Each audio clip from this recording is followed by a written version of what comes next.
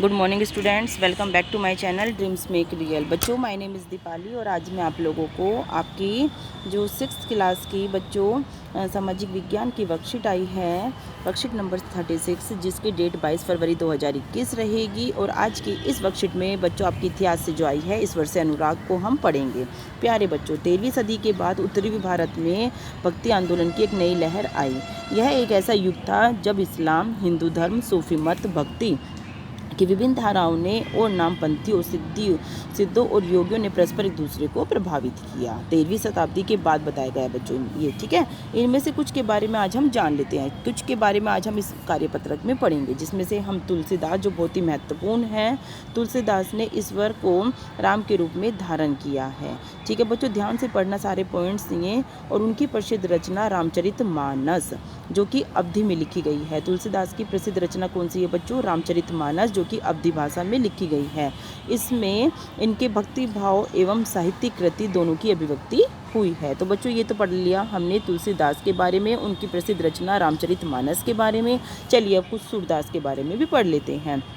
सूरदास जी कृष्ण के अनन्य भक्त थे। उनकी रचनाएं सूरसागर, सूरसरावली और साहित्य लहरी में संग्रहित हैं। इनमें इनके भक्ति भाव की अभिव्यक्ति होती है।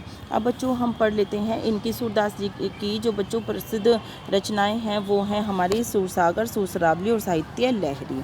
चलिए अब रविदास जी के बारे में पढ़ लेते हैं कि रविदास भारत के एक महान संत, दर्शन शास्त्री, कवि, समाज सुधारक और ईश्वर के अनुयायी थे। वो निर्गुण संप्रदाय अथवा अर्थात संत परंपरा के व्यक्ति थे। कौन बच्चों? रविदास। ठीक है, तुलसीदास, सूरदास और रविदास के बारे में हमने पढ़ लिया है। चलिए अब दादू दयाल जी के बारे में भी पढ़ लेते हैं कि दादू दयाल के बारे में क्या पॉइंट दिए गए हैं कि शाखा के प्रमुख संत कवि थे। कौन? दादू दयाल। देखिए ये हैं हमारे दादू दयाल।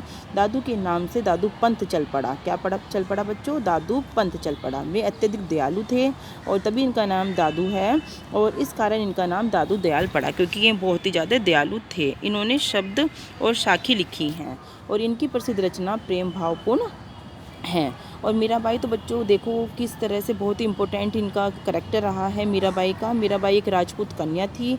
इनका विवाह मेवाड़ के राजसी घराने में हुआ था। वे कृष्ण के प्रति समर्पित थी और उनके भजनों में भक्ति भाव की अभिव्यक्ति भी होती है। तो बच्चों हमने सूरदास, तुलसीदास, रविदास, दादू दयाल और मीराबाई के बारे में काफ़ी पॉइंट्स जान लिए हैं, उनकी प्रसिद्ध रचनाओं के बारे में जान लिया है। चलिए अब आगे देखते हैं कि हमें क्या प्रश्न आज के करने हैं।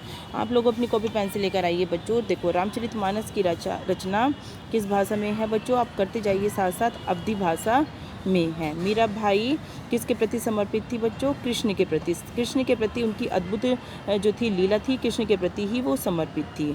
शब्द और साखी किसने लिखी है बच्चों? दादू दयाल ने। हमने पढ़ा था ना कि दादू दयाल ने शब्द और साखी लिखी हैं। और सूरदास जी की रचनाओं को क्या है बच्चों? सूरदास जी की रचनाएं देखिए, आप यहाँ से लिखना सूरदास जी की रचनाएं ये रही, सूरसागर, सूरसरावली और साहित्य लहरी। ठीक है बच्चों, ये आप चौथे का आंसर लिख लेना, सूरसागर, सूरसरावली और साहित्य लहरी। तो इस तरह से बच्चों मैंने आपको चारों उत्तर बता दिए हैं। चलिए आपकी गतिविधि भी है।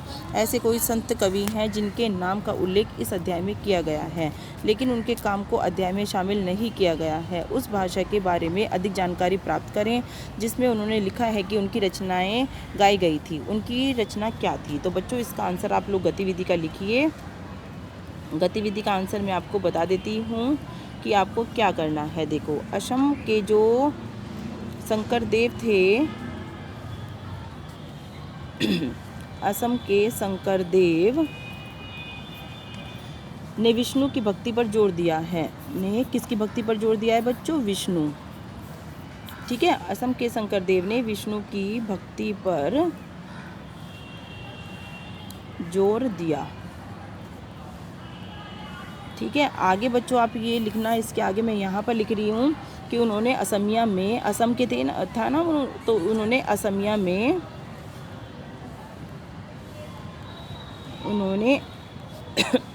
में कविताओं और नाटक की रचना की है।